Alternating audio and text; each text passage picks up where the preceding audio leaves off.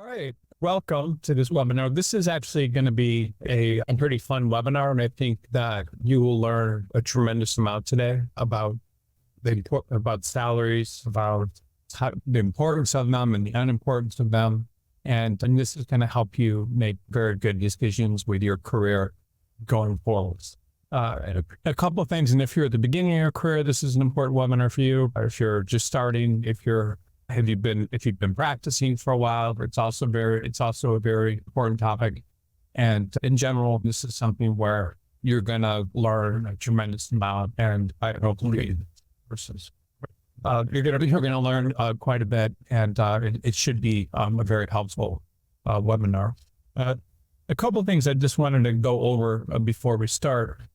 I've seen so many attorneys just blow their careers by emphasizing money over other things. And at the same time, I've seen people underemployed and not making as much as they could and they should be making because of salary considerations. But when you're starting the practice of law, when you've been practicing for a while, one of the things that's very important to understand, in addition to your salary, is the ability to continually stay employed, meaning that you always want to have access to work. You never want to not be working.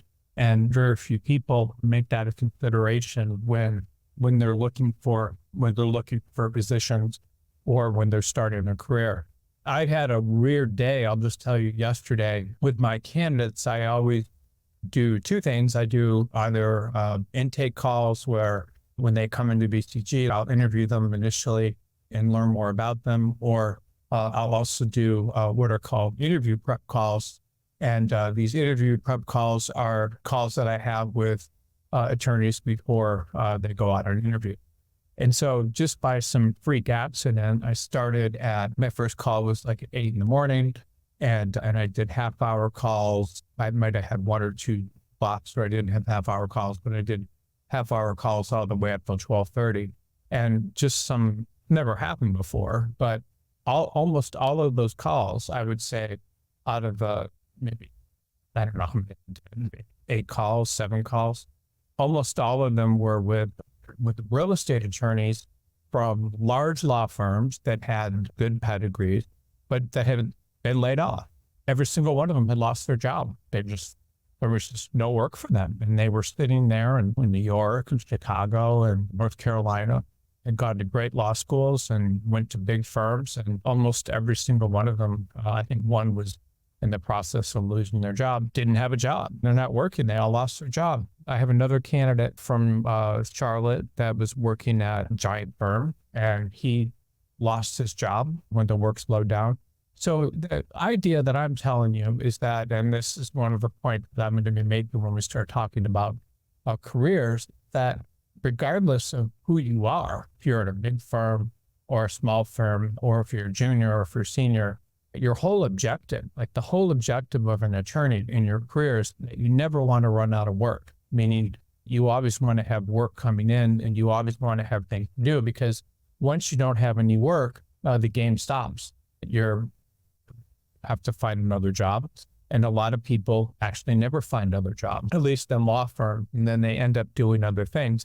And many times that happens because it made salary the most important thing, as opposed to other types of things that would be very useful for your career, which means happy or different types of things. As I'm talking about this, I want you to understand why salary is only one component that you should be considering in your career. And I'll talk about that. And I'll also talk about how to negotiate your salary and get a higher salary and all those sorts of things. But salary, in my opinion, is not always the most important thing. I've seen people that emphasize that hurt their careers, and I've also seen people not get jobs because they made it an issue when they were negotiating. So I'll also talk to you about how to negotiate salary when firms start making offers. I'll tell you I negotiate salaries with firms, and then I'll also tell you how to get the highest salary that you possibly can. I've told this story before, but early in my career, I started at a firm and started clerking with the judge, and he was I was clerking for a federal district judge above a post office. in a place called Bay City, Michigan, which hasn't had much going on in it. Where I was there for probably over 100 years when it was the lumber place, and then it was also close to Midland, Michigan, which is actually a pretty decent town, but there's headquarters of Dow Chemical and so forth. But the reason I'm telling you this is that there was a young attorney kind of group, and there weren't a lot of attorneys that were young there because these are small areas. There were a couple, 3 or 4 little law firms. And I would go to these mixers with these young attorneys, and there were maybe 10 that would go to them that I remember. And they all worked for one of these smaller little firms in this region. There were firms that had 10 people, company 20, and that sort of thing, or maybe even not that, 15. And some of them went to good law schools. I remember one in Michigan. I think another might have gone to Western or something. These are all schools close to Michigan. And then a couple others, I think, went to Wayne State, which is in Detroit, a University of Detroit, which is a different name now. But he just went to local law schools, and a couple went to good law schools. And when I left this clerkship, I was only there a year. I joined a large law firm in Los Angeles, and I literally forgot about these people for over 20 years. But then when LinkedIn came in, I saw some of these attorneys started reaching out saying hi. And so I was curious, and I looked at the firms they were at, and it was absolutely unbelievable. The names that I remembered, and it wasn't all of them, but they were all at these same firms. I couldn't freaking believe it. And when I'm saying all of them, I'm saying like 6 or 7 at least out of those 10 were at the exact same firms. That they were there when they were at these firms when they were junior associate. They were at them when they were all at the same firms. I literally couldn't believe it because I remember those firms that they went to. They were pretty kind of mellow places. There were just a couple firms in the region, and I don't think I remember talking to them. The firms did not have extreme billable hour requirements, and in that particular market, it's not like headhunters are calling you or you're seeing jobs online and applying to different places. If you don't like your firm, it's just you go there and they pay you or whatever, and you're making a salary that you can do a lot more things there than you could in a major market with whatever their salary's not that high. But these attorneys were all partners, and then one of the women that I knew became the head of the law firm that she joined, and was when I went into the website, her picture was in the middle saying, I don't know, but it was just, it was really nice to see. But literally all of these attorneys were at the same firm, and those firms, again, did not have high billable hour requirements. The attorneys learned how to get along and be happy, apparently. And they weren't jumping around. They made it work. And when I looked at them, by the way, all their pictures, they looked happy and healthy. They didn't look particularly upset or stressed, or they just looked like they were happy. And so I thought that was very interesting, because when I came out of law school, not aware of any graduates from my law school that stayed at the same law firms that they joined when they left. Now, I don't keep in touch with everyone, obviously, but I remember people that I did see on LinkedIn and so forth. They were all in-house or different jobs. And yeah, they just bounced around from big firm to big firm. Some people left the law or went in-house or in the government after being in law firms, but in no case did anyone join the same law firm out of law school and stay there, unlike these people that I met in this smaller market. And then the same thing happened. There were attorneys that I started to work with in my large law firms. I worked in Los Angeles, and it was the same thing. Now, it's not every person, but it's almost every person ended up just doing other things with their careers because they became unhappy with the requirements working at these law firms, which paid a lot, but required crazy hours. In a lot of cases, the results of this were people that went into law school with a lot of motivation and came out with a lot of enthusiasm and then just had all that crushed because they were just beaten down. Oops, sorry, fix this microphone while I was. Okay, so and they just became completely, beaten down, disillusioned with the practice of law because of all the work and hours required, competing with very cutthroat people, and really paying a high price for whatever that required. Now, I'm not saying that all large law firms are going to beat you down with high hours, because obviously a lot of people like that and thrive there, and there are good cultures, but in a lot of cases it can become very exhausting for people. And as I'll talk about in a minute, it's not just the hours, it's the competition, the lack of positive feedback, in not knowing what's going to happen to your career when things slow down or people don't like you. And there's just all these things that can happen. And I remember 2 attorneys that in my large law firm that I started in, they left after years of billing. I don't know if they were, what happened, but there was one attorney named Lonnie Contas, and he's in prison for life for throwing his wife off a cruise ship. And yeah, so that happened. And then there was another guy that I think his name was Doug Huber. But anyway, he apparently had some medical billing business or something.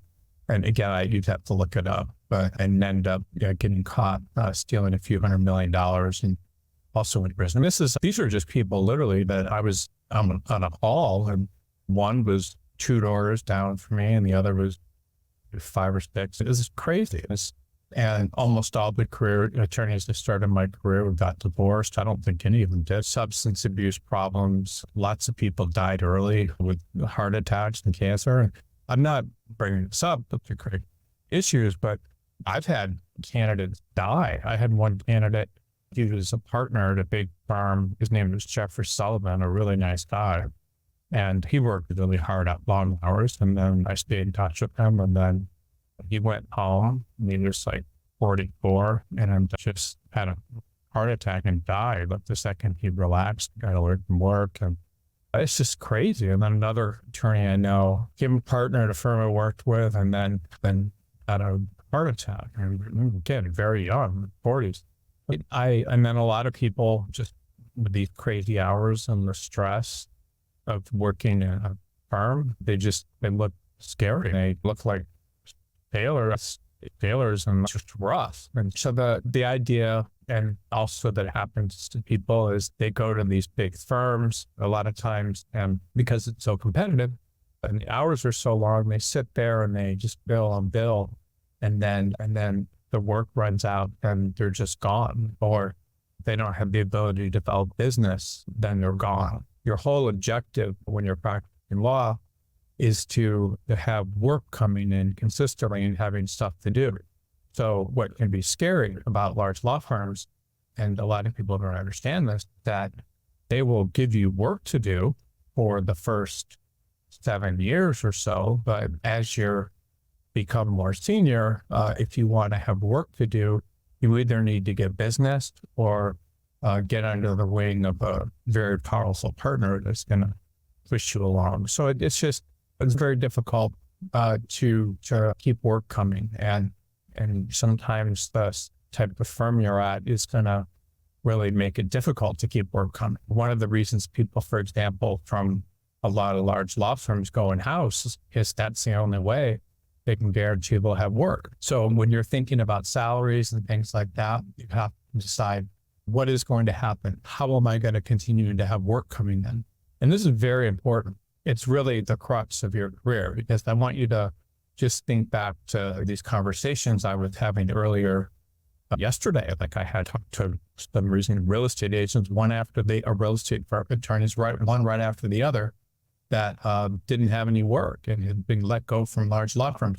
There are all sorts of things that are beyond your control that can happen. If you're a securities attorney and work stops for people doing securities related work in law firms, then you can lose your job and there might not be any work. Real estate's another thing. Real estate attorneys the deals and work slowed down in that practice area because interest rates were got high and so forth, and people stopped doing the work, and that shut everything down. The idea that you just need to understand is you need to keep work coming. You need to look at the size firm you're at, and if they're going to continue giving you work, and that cannot be, the salary you're getting paid is not the only factor. And I'm going to help you understand the other factors that are really important for you to consider today when you're looking at this. And factors are very important. I'll discuss those with you in detail about the size firm and how salaries matter and don't matter. And as you consider salaries, when you're thinking about salary, and everybody does, everybody compares, young attorneys compare each other based on their salaries, which is insane because the salaries that if you get a large salary earlier in your career, that may be it. You're selling yourself for a high salary earlier in your career, but knowing you're going to probably lose that job at some point, it's pretty scary. Or if you accept too low of a salary, I guess that could have issues as well. But you need to look at salary as something that is going to have profound impacts on what's going to happen the rest of your life. And it is that important because when you try to go for the highest salary, it could potentially have a negative result. But obviously, there are places you can go that pay high salaries that might also be beneficial for you. So let me talk about some of the decisions about salaries that can really affect the course of your life. Because when you're accepting jobs, when you're thinking about places to work, you have to consider these other factors if you're going to be happy and do the right thing. So the first thing is your health and personal life. If you are comparing firms, you need to understand things like billable hour requirements. I would also say the commute, because that's an issue too. The billable hour requirements at a firm are going to determine the quality of your health and how long you'll live. Again, I would say I know several people that worked their tails off that died in their 40s from that probably definitely wouldn't have died if they hadn't worked in law firms that took everything out of them. The requirements will determine your psychological state. Will you be happy? Will you be stressed and need to numb yourself with drugs or prescriptions that you might not need to do if you were doing something else? Or will you become paranoid because everyone's criticizing, or you're scared of your partners or your other people undermining you, nervous? Will you have a good relationship with your significant other? Or will you be away from work so much that you're not giving them the attention they want and they wander away? Or you just have a bad relationship and then that creates even more stress and makes you unhappy. If you have children, that's going to affect your relationship with them because you may not be spending a lot of time with them. And not only that, but it could set up a resentment that could affect your relationship with them for the rest of your life. You may become vulnerable to substance abuse issues because you're going to need to somehow numb all of this stuff that's going on or escape. And the type of firm you're at, if you have to bill a lot of hours or whatever, may not give you time to generate this.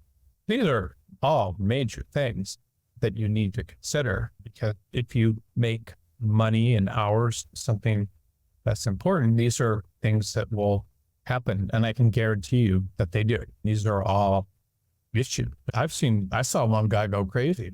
He was a guy that I knew that he went to Harvard Law School, and then he got his first job with a big New York firm in Los Angeles. And he got there, and for whatever reason, I know he upset somebody or something, but they stopped giving him work. Just lately, and so he was just freaked out. And then he got a job at another firm, and he became the highest biller in the firm for a couple of years in a row. And they could give him a bonus of $20,000 or something, or just whatever bonus and top of bonus for doing it. But then he knew how important it was to generate business. So I don't know, he did something like he rented like a 4,000 square foot office, which is big, in an office building, and wanted to get all these people working for him, but he didn't. And then he started building these websites, making it look like his firm was like this giant international firm. It's just completely nuts. And yeah, he lost it, and because he wanted to look like a big deal attorney or something. I have no idea. But the point is that things can happen to people when they become stressed out, and you need to understand that. So one of the things is when you're getting an offer if you're trying to think about working in two different types of firms, there may be different billable hour requirements. If you're comparing one firm to another, you may want to think about billable hours. No, I had a situation not too long ago. There was an attorney in New York, and he was working at a firm that required, 200 hours, which is actually very high. And it was paying I think there was insurance defense, and it was paying like $200,000 a year or something. And then he got another offer from a firm that would offer to pay him like $150, but they would have required D or something billable hours. And so he was like, there's no way in hell I'm taking this, blah, blah, blah. But I thought about it, but it's just like, why would you not consider something more seriously if you're going to have a lot more free time? A lot of smaller firms, they just stop work at 6. There's no one there. You fire a cannon down the hall, compared to some large firms where the offices and the smaller firms might be just abandoned on the weekend. You walk into them and you're just like uncomfortable. What am I doing here? There's no one here. So you need to understand that what is it you want? My first firm, I couldn't believe it. Like I went in on the 4th of July, like the most festive day of the summer. And there was just like a normal day. Everyone was there. Absolutely insane. So you go to some firms and they just require undying commitment. You're expected to respond to emails and texts and all hours of the day and morning and weekends, and you're constantly doing this just for extra money. You want to do that for an extra $50,000 or whatever, and you have to worth $1,000 a week. So the idea is that a lot of firms they'll have these stated minimum. They'll say, we only require 1,800 hours, but if you're not billing that, then you might be in a bad situation at that firm. If you're comparing firms with hours, if you're at a firm without the stress of these hours, it can really be a game changer. I'm just going back to the example of these attorneys in Bay City, Michigan. They had a golf. They would play golf in the summers or when it was warm. One day a week, everyone would go out on Thursday, and then they would just be doing stuff for their families all weekend on Friday and Saturday and Sunday. These are things that are important, and so you need to evaluate that when you're talking about salary and quality of life. Again, law firms with lower billable hour requirements will, if you factor in your time, you may actually be making more money. So if you're at a firm and you're billing 2,500 hours a year and you're making, $70,000 more than a firm where you're billing up to bill 1,600 or 1,700 hours a year, you're actually probably making more money. It's a smaller firm, and that's going to maybe save your marriage or your health or substance abuse or whatever. People don't think about hours, and then many times a lower salary is going to make a lot more sense than a higher salary. And again, I want to come back to this point. I made it at the beginning of the webinar, but when I talk to attorneys, and I talk to attorneys all day, every day, like I've been doing it for a quarter of a century. So when I talk to people, like what a lot of younger attorneys don't understand, but when attorneys have been practicing for a while, so when someone gets out and they've had 10 plus years of experience in a law firm, they understand, and this is the biggest piece of wisdom that I can provide you, that the only thing you need, the most important thing that you need to worry about is always having work. You need to put yourself in a situation where you're always going to have work to do. And I know this may sound like a very simple point, but it's very true, because attorneys that are in practice areas that can slow down, will often be out of work. And so the only way that you can have a long-term career in a law firm is if you always have work. When you go to interview places, you should look at them in terms of, are they freaking going to keep me busy now and in the future? That's really the most important thing.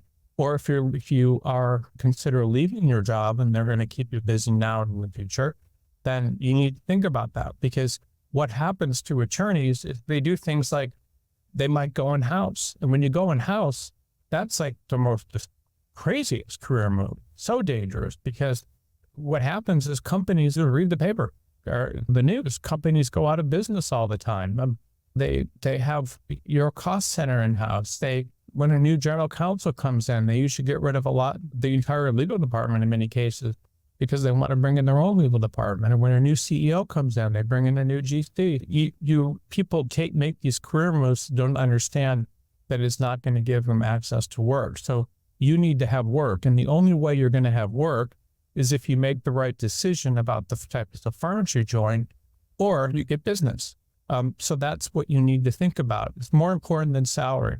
So the other thing too is if you decide to stay in a smaller firm or a firm that doesn't pay as much money, or you go to a smaller firm, you can do very well. If you instead of billing 16 or 1,800 hours the way everyone else is at that firm, you could decide to bill 2,200 hours. And if you're doing that and you're doing all this work, you're going to have a lot of employment security.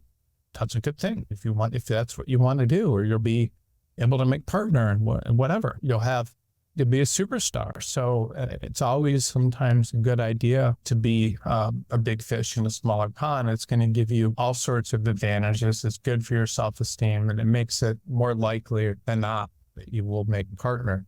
I wanted to just give you another insight into your career that is very important. And this, by the way, if you understand this point I'm going to make, because it's actually so freaking important that most people do not understand it or ever do it. And this one thing, encourage you to take notes on it, because you may not understand it right now, but it's very important.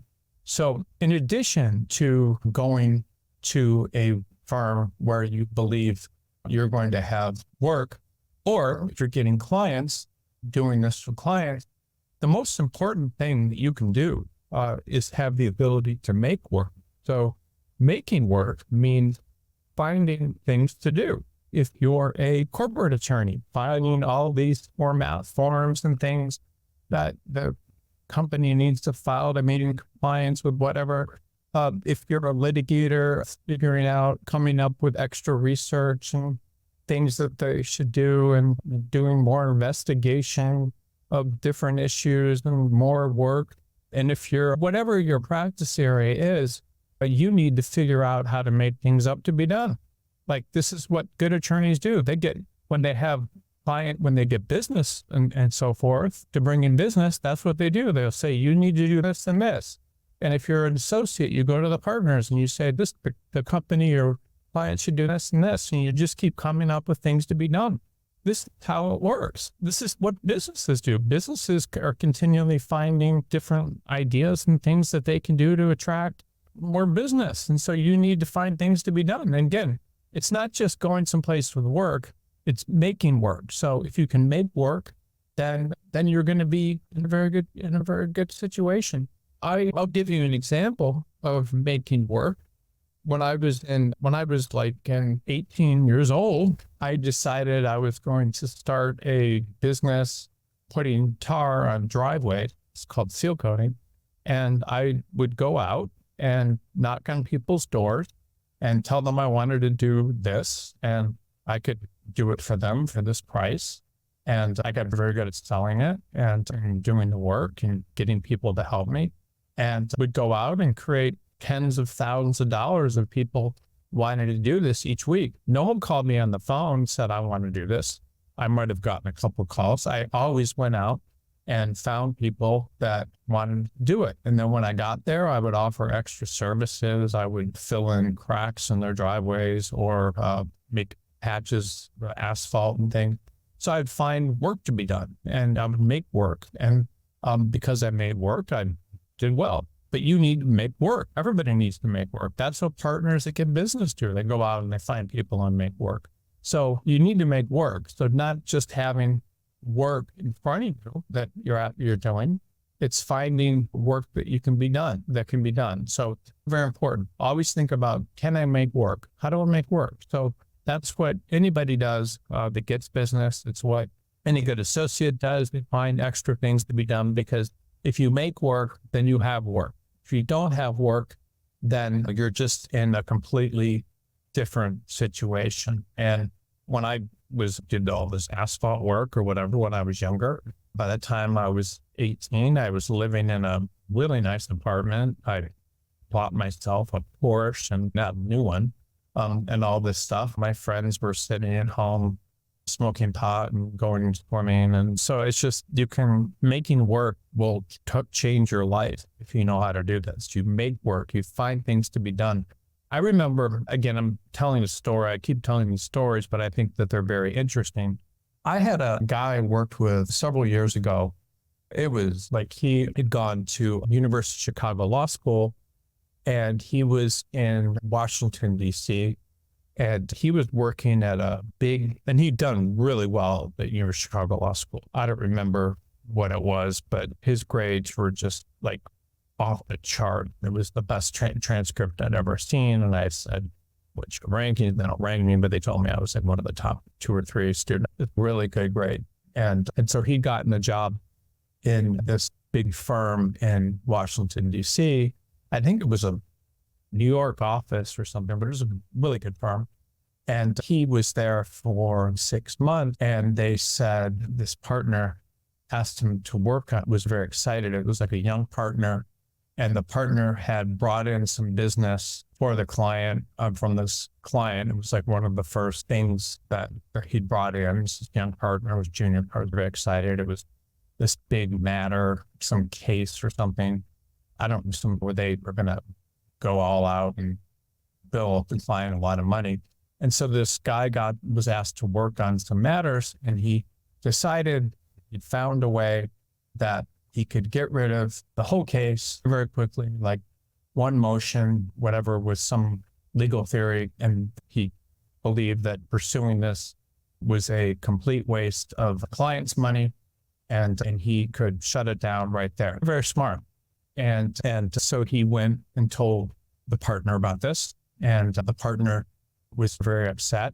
And I think did something like took him off the case or something. And then he just kept telling people that this is horrible. We're ripping off this client, whatever. And because there was this one issue, and then they were just like, we've had it, and they fired him.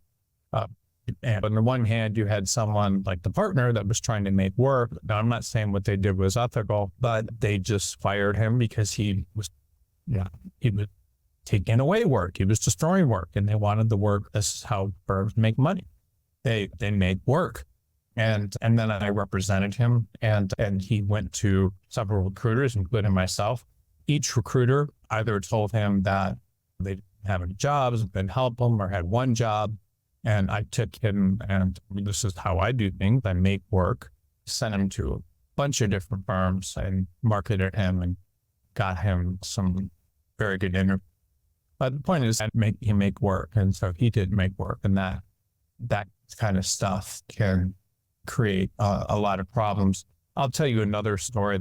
I'm trying to tell stories here, but I was talking to a big partner, I don't know, not too long ago, and he had a big book of business, like $30 million. And he was decided, he had gone to a New York firm in Los Angeles that was a New York based firm to do all this work with his client. And so he went to that firm, and then he would give them, he was doing these mergers of some different mid-sized companies with and they would do the work, and it would come back, and it was like $5 million every time they did one of these. And he thought that was way too much. And so he went to a large Midwestern based firm, and they would do the exact same thing for $2 million. So the New York firm, of course, was making work and creating all this extra levels of things. And of course, the profits per partner at that firm were probably twice of what maybe the other firm was. But the point is they make work. And so making work is very important. So whoever you are, whatever you're doing, you need to create work to be done. Because if you don't have work, you die. And meaning you make more money when you make work, but if you don't make work or you destroy work coming in, you die. So work is the most important thing, regardless of the firm. So you have job security at different types of firms. So if you're at the highest biller at a smaller firm, the firm's not going to want to lose you because you're making them a lot of money. So that gives you job security. If you want to do that, certainly at a larger firm, that can also give you job security, but that's an important thing to consider when you go to work at a different firm. So you might go to work at one firm that pays $300,000 and another pays $250,000, if you're lucky, I guess. And so the firm that pays $50,000 less, you need to understand what the bonuses are, because sometimes the bonuses will offset the pay of the largest firm. One thing that I think is funny too is that there are a lot of firms that will start, if they want to, they'll start paying people like their first year at the Cravath scale, but then instead of going up higher and higher numbers each year, they'll just edge up very slowly. Instead of going, say, $30,000 more a year, they'll go 2 or something 5. But you always have to look at bonuses, and if the salary of a certain firm has pays differently, then the bonus may make that up. So again, working 2,200 hours in one firm, considering another firm where you'd work 1,750.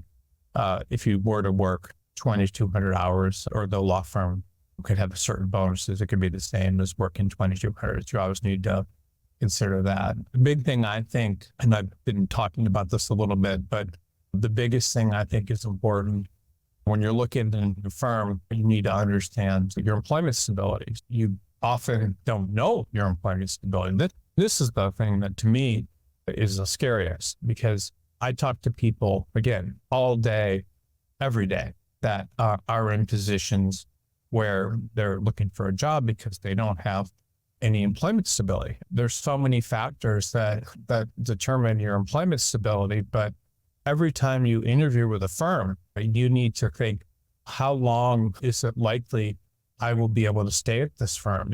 What's going to happen? What happens to people when they get senior, or what happens to partners, or what happens to other people? So you need to understand what's happening there, because they may just be hiring you for a short time, and there's not going to be any form of stability. What happens to people that have joined the firm in the past?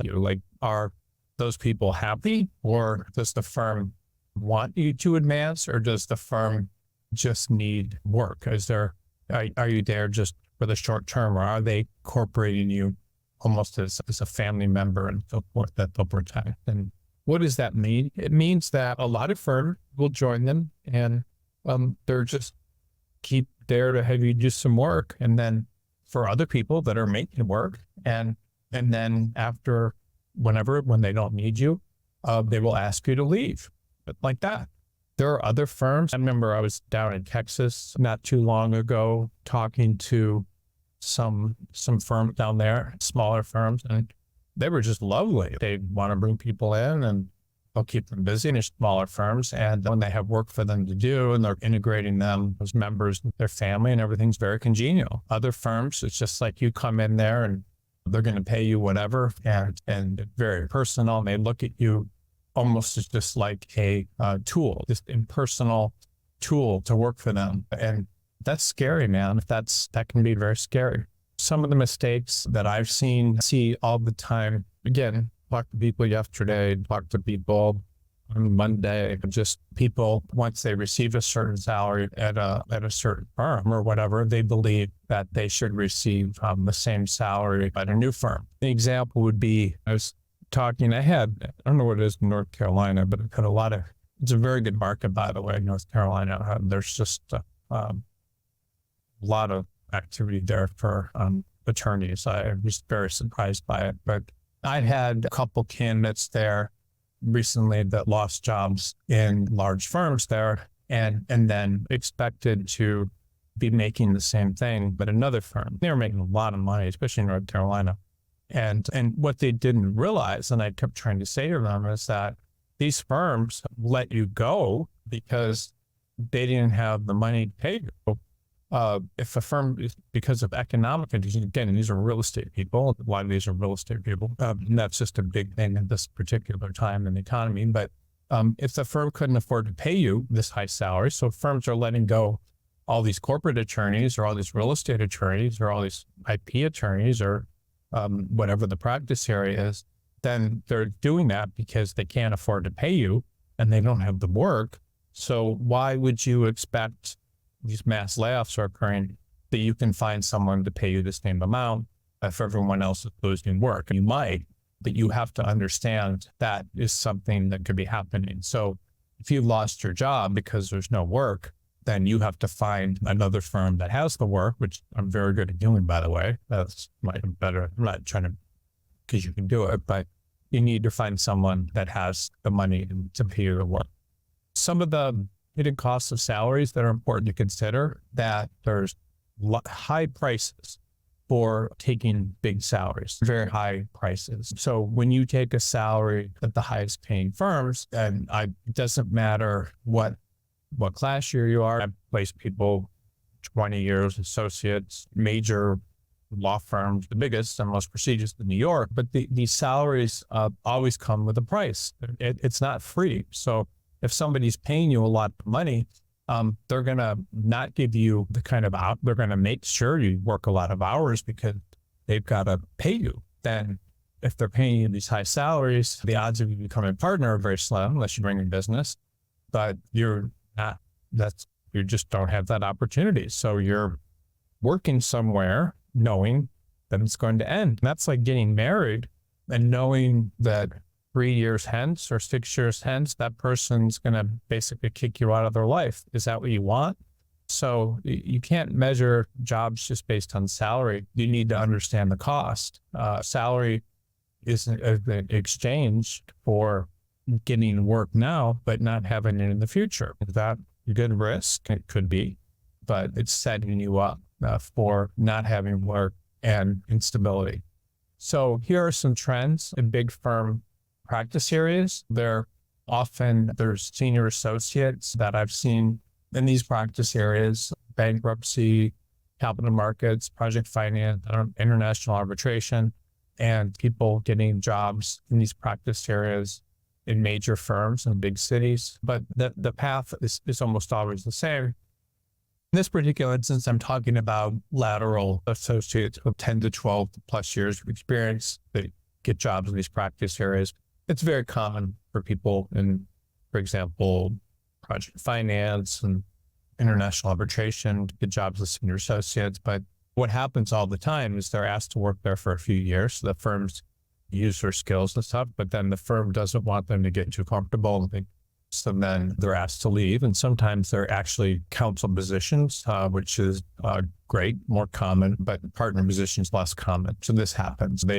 When they're are working, they're choosing career stability, you're giving up career stability for a high salary for a few years. And I can't spend enough time talking about how risky it is to front load your compensation earlier in your career, because the feeling that people have when they're cast out of firms that aren't going to give them work when they get more senior is devastating and very bad for their self-esteem. It's very bad for their families. I can't tell you. I'll just tell you what happens. I've seen this with so many men. So what happens is the young attorney man gets out of law school, starts at a big firm, marries sometimes his college sweetheart, and I'm telling you about the men, because I'm a man, and gets married, are married, meet someone a year or two after they start their job. I think they're a big deal because they work in a big firm and are making a lot of money. They buy a house, they start having kids, and then at some point the guy's like 8 or 9 years out, and he going to lose his job. He tries to get a job in-house, and then maybe goes there, and then that doesn't work out after a year or two, and then he's trying to find another job. And then everything just goes to hell. Ends up, I don't know, drinking or whatever, or having issues, trying to get a job, freaked out, and then divorced. I've seen this, like when I say I've seen it 5, 10 times, 5+ times it can run out, and scary. This is what can happen. So everything's great in the beginning and everyone's all happy and then it just goes downhill. So scary. And again, I've seen this so many times. There's only reason to bring it up. I'm not going to scare anyone, but it happens. One of the dangers, though, smaller firms also could be unstable. So you could take a position in a smaller firm thinking that you're protecting yourself from what happens in larger firms, but smaller firms can often be even worse than larger firms. There are some very scary things with that. So you could go to a smaller firm and take a salary cut and then think everything's going to be stable there and it's going to keep you're going to continually getting work. But one of the craziest things that happens is a lot of times people will go to smaller law firms that may be closely controlled, and those law firms may have, honestly, one real partner that's bringing in work. So you'll go to the website and you'll see 15 people or whatever, 5 of them are partnered, but really it's just one guy that's bringing in all the business and having everyone do the work and calling people partners, but not paying them very much. And sometimes these smaller law firms that are close controlled, it could be one attorney or 3 or 4 partners, but they're never going to really want you to advance. And you're just there getting paid as little as possible. And then if they advance you, it doesn't really mean anything. And they're very closely controlled. And if you upset one person, you can tank your career, and then it's not good for your self-esteem and that sort of thing. Working at these firms. Small firms can be very dangerous. It could be one audit or 2, and they might be honest. I had a very funny thing happen years ago. I don't know what his name is. I think it's Michael Avenetti or something. He went to prison for, I don't know, he represented Stormy Daniels at one point, and then what else did he do? He went to prison for trying to, I think, shake down Nike or something with some blackmail. I don't know what happened, but he was a bad guy. And there was an associate I was working with for him, and I was looking for a job, and he was talking tyrants. You can go to work at some of these smaller firms are very scary. And the tyrant, or the person that's running them, you're dependent on their moods and whatever, how stable they are. And that can be scary. A lot of times new firms are also very unstable. So I've seen associates or partners all the time hear about some new firm, and they will think it's, really smart to go work at this new firm. But new firms can be very dangerous, because what happens is law firms and their partners, the people that start law firms, whether it's young attorneys or even older ones that break off, it's very difficult to know how to manage something. So working in a law firm or starting a law firm is not the same as knowing how to manage it. There's all sorts of things that happen in firms that make them effective. They're able to pay people. They understand how to pay people properly and what's important. They have issues with often partners fighting about money. A firm will start with 4 or 5 people. One person may bring in a lot of business. Another person may be very good at recruiting or whatever. And so people will fight about money, and the firms will often break up. So young firms can be very dangerous. I saw several firms that I know of in Los Angeles that were good small firms and ended up breaking up because of money. And I can think of 5 or 6 that I remember starting, and they would interview candidates through us and so forth, but they ended up going out of business. That they can be very unstable places. Small firms can be very dangerous. Large firms can be very dangerous. Many different firms can be different types of firms can be very dangerous. So you need to understand, what are you getting into? What do you get into when you go to a large law firm? What do you get into when you go to a firm that may not pay as much, because it's very dangerous. It's just, you need to understand the importance of career stability. Career stability is what I'm talking about when I say you considering salaries and considering all this information.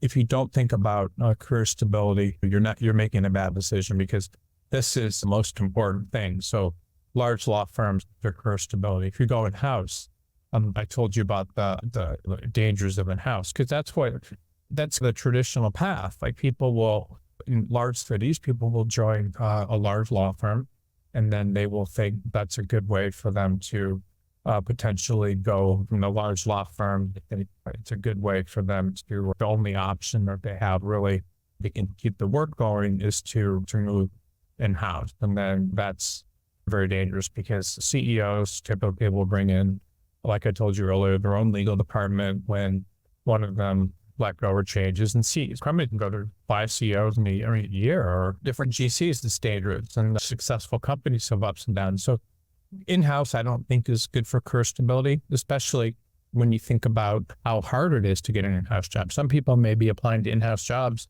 for years before they get one. So what happens if you join an in-house job and then lose your job? How difficult is it going to be to do that? I place people who've been doing this again for 25 years in all practice areas all over the country, and different, large and small.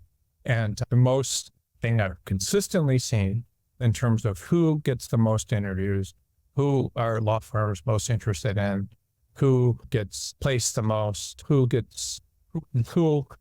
is mentioned in job descriptions and so forth. Every law firm wants partners with self-supporting book of business, even a half-supporting book of business, meaning if you're working somewhere and you've got $600,000, which may not be completely self-supporting, but it's close, you'll get a lot of interest. But all in all, almost all law firms are interested in attorneys with 3 to 5 years of experience. And I'll talk about why this is, but if I have 10 candidates and 5 of them have 3 to 5 years of experience, and those are the ones that are going to get the most interest. And why, and just to tell you real briefly, you might ask yourself, like, why are the big firms so interested in attorneys with 3 to 5 years of experience? Why are this law firms most interested in people with 3 to 5 years of experience? 3 to 5 years of experience is a sweet spot, and it's always been a sweet spot for the following reason. First of all, when you're about 3 years out, how to do things. It takes a while to learn your way around and be a corporate or real estate attorney to become proficient.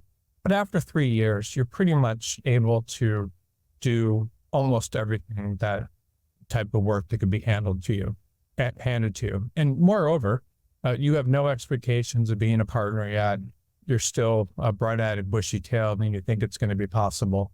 So the law firm knows that at 3 to 5 years, you're going to be working hard, knowing what you're doing, and they don't have to worry about having difficult situations with you and firing you yet. That's why. It's very simple. If you have more years of experience than that, then they think, oh, this is someone that couldn't bring in business. They probably got chip on their shoulder because things didn't work out at their last firm, and paranoid. And not only that, but we're going to be competitive with the people that we have that do have that much experience to be partner, and it's just bad, and we don't want this bad energy, and just what they think. But this is very difficult. So if you have more than, say, 7 years of experience, you're going to be in bad shape at most firms, because literally most firms, this is what they'll say: we're not interested in people with 7 years of experience. And every single firm in their ads says that. And I actually got investigated by the Department of Justice just and the EEOC. I don't know if it was far right or far left politically, but someone came to my site, ECG, and saw all these jobs asking for 3 to 5 years of experience and said I was discriminating. And they started this whole investigation. They need to get a lawyer hired for it. And in event, I was just like, listen, this is what the law firms are asking for. I'm not trying to discriminate, but that's what happens in the legal profession. I don't know if there's any other profession like it. If you're a doctor, are they not interested in you when you get more than 6 or 7 years of experience? It's crazy, but this is what law firms are looking for. So you have to understand, if you're not in a firm that's going to give you career stability beyond that or give you work to do, very dangerous. I just want you to really understand this point. No one thinks that they join a firm as a junior or mid-level associate and they're not going to be employed there forever. No one thinks that, but you need to put yourself in a situation and a firm where you're going to continually have access to work. incredibly important. And so if you don't have access to work, it's going to hurt. Salary, you need to look at when you're moving places. Senior attorneys will often try to negotiate salary when they don't have any work, but you need to understand, is there enough work? Do they have a good pipeline of work? Do they consistently have work? Are they always going to give me work if in a firm? And there are firms that will. So that should be the guiding factor of you when you're deciding between firms if salary isn't that big of a deal. I just will tell you about a personal experience I had when I was a young attorney. I started my first job at the first law firm. I liked it. I liked the people. I liked it culturally. I liked the work I was getting. I felt encouraged and I liked it. But I made a decision as a third-year associate to go to a firm that paid double of what I was currently making. And I thought that was just like a brilliant decision. I was making, the reason I paid double is in Los Angeles at the time, there were like 2 or 3 New York firms, like big New York firms there that were paying New York salaries. And then the salaries in Los Angeles, Chicago, and all these different big cities were all even at the larger firms were half of what these New York firms were paying at the time. This is a long time ago. But anyway, I decided to go to a firm that paid twice what the big firm paid. And the firm the New York firm pays. I went to this New York firm and they hired me to work on a case that they thought they were going to bring in. So they thought they had this huge case coming in. And then a week or 2 before I started, they didn't get the work. They didn't get the case. So I started there and I sat in my office for 2 full weeks and I didn't get a single assignment. No one gave me anything to do. And my office was seated next to the partner that was going to bring in this case. So I'm sitting there and I had no work to do. And I sit there in the next several weeks, I saw the firm, they fired a few partners and associates because they were just letting people go because they didn't have enough work. Now, I don't think I didn't let any litigation associates, but they were letting people go. They just didn't have enough work. I didn't know why that was, but then I started to realize that the firm was just completely overpriced. So their attorneys were charging probably twice or 30% more than the biggest LA firms were doing. So I made a disastrous career decision joining a firm that didn't have a lot of work. I had things to do, but and I had to make work and do extra work to make my hours, but I made a horrible career decision going there. I left a firm that had work, where I liked the people. I didn't like the culture at this new firm, where people were nice to me and where they were giving me work and I made friends and things. All these things ended up creating a horrible career decision for me. And I decided, because I had such a bad decision, I ended up quitting my job there and literally doing this right away after quitting my job, because I just didn't like it. And I learned about what I'm doing now. Some of the things you should consider, and again, so I'm just telling you, like making a decision based on money. I went to a place that didn't have enough work, which hurt me. I went to a place where I didn't like the culture because it was paradigm, because everyone was leaving, which hurt me. I made the decision to join a firm that ultimately went out of business, and the other one that became the most successful litigation firm in the world. I made the decision to to go to a place where I was so disillusioned with the practice of law that I left. Horrible career decision, but not aware of what I'm teaching you today, which I think this could be what you've heard already, but what you're going to hear could be the most transformative understanding that you could possibly have. It could save your career, and I hope it does, or it can make your career more effective. You have to consider when you're joining firms, how compared to others, how much you like the firm culture. Firm cultures are different between firms, and you can be comfortable in one culture and not comfortable in the other. And you can pick things up. You can pick up the way the firm interacts with you. From the interview request, calling about the interview, to how you're greeted, to how people treat you, to how you feel, how people interact with you. And I remember, I'll tell you my first, and I wrote an article, by the way, called Firm Culture Matters Most. I probably wrote it 25 years ago, but I it's a good article, and I think at ECG, but it does matter a lot. So I remember when I was a law student, I visited several law firms. I met them in school, and then I went there back on callbacks. And I remember going to these different firms and not feeling a real connection to the people I was meeting. I just didn't, there was something that was off. They were too formal or funny or too weird. And so I could sense the culture just when I was talking to people, and I could tell when I would walk into some firms, like, these people aren't going to freaking give me an offer. But I remember winning, it was actually the last interview that I ever did for a callback, and I went into this firm, and immediately I felt comfortable. I just could interact with the people. I could connect with them. We had more interest. They were just, vibe was great. And so I was only there for, it was a big New York firm. I was only there for my second out of 4 or 5 interviews. And I was like, these people are going to make me an offer. I'll do well here. I know I'll get an offer to work there this summer, and I know I'll get an offer after the summer. I just knew it.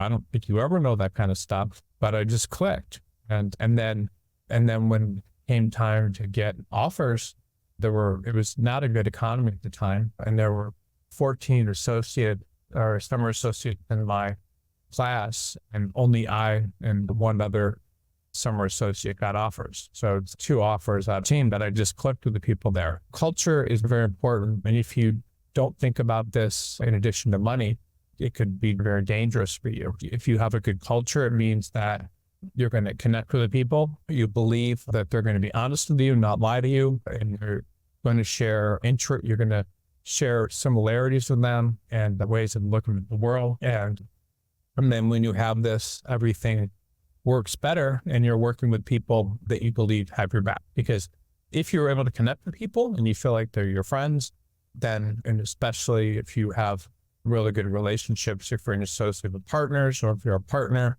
and you know that your partners will have your back, as opposed to going someplace where they're not, this is a big deal. And people don't always understand how culture works, but culture means that you will get access sometimes to information, that you'll be comfortable and happy at work, that you will feel accepted, that you will, all these things that make people happy as opposed to unhappy. So you need to be in a culture where you feel supported and where you feel connected to the people. And if you don't, then that means the exact thing's going to happen. I had a instance even recently. I was in this business group, and I was put in a it's called forum with 5 or 6 other guys, and we were expected to get together and talk about our businesses and personal lives and things once every month. And so I'm with these guys, and they're all like big font real estate and hedge fund guys, and obviously that's not the side of things that I'm interested in, or I'm interested in what I'm doing now, like talking about legal market. But I sat in this group with these guys, and they're sitting there talking about all this quantitative stuff and cap rates with buildings, cap rates, rents and things. And I'm just completely tuned out and not interested. And when I talk about things, like their eyes roll because it's not interesting to them. That's not a good cultural fit. And there wasn't true love on both sides. And so that, but for them, being around each other with the same interest and things was a cultural fit. You need to feel connected to people. You need to believe that they'll be honest with you and share interest in ways of working at the world. Cultural fit, by the way, is very important. You could go to work. I know people that go to work I don't know, they might be from New York or something, and they get a job in South Carolina, and they get there and they're like, what the hell's going on? None of these people are nice to me. I'm not fitting in, and they're very unhappy. Or similarly, someone from South Carolina tries to go to work at a big firm in Los Angeles, and they're like, what the hell's going on with you? Cultural fit is very important. I had a funny experience happen when I was interviewing for firms in Los Angeles. I went to this one firm that's no longer in existence called Heller Ehrman, and they had incredible pedigrees of people, Stanford Law School and like Harvard, but then at the top of their class and everything. Anyway, so I went there, and I was coming from Michigan, a pretty conservative place, And I'm interviewing with these guys, and one of them had leather pants on. Another one was wearing like a tight t-shirt and with ripped jeans, and had some chains and on his neck. And then most of them had like cigarettes on their desks, like they didn't smoke them there, but they had just a completely different culture. I was shocked. I was like, what the hell's going on here? And then I didn't get an offer from them, and they said, we think this will be better for you, not necessarily us, which I thought was funny. It's not a cultural fit. So cultural fit is just incredibly important, because if you don't have it, it's going to hurt you. One of the interesting examples that I know of a good cultural fit was my cousin got laid off from Sherman Sterling in Hong Kong. I think it was in the early 2000s, like when the internet bubble burst or whatever. It might have been after that in 2008. I don't remember. I'm not completely on top of it, but he hadn't gone to that great of a law school or none that there, but he met people from Sherman Sterling somehow in New York, and it was like a complete click. And I could see it click because I had a sense of, the culture then. And so he clicked very well with the people and the culture of the firm when he went to interview there and got a job. But he had this great fit with all the partners there. He was almost like a partner, a friend of theirs, and he was a friend of theirs. And so because of this cultural fit, he just got along with them very well. And they had to let associates go because they were getting orders from the New York office to reduce expenses in that office or whatever. So they had to let people go. But he was out the door and only a couple of days out, and these partners were all scrambling to find some stuff for him.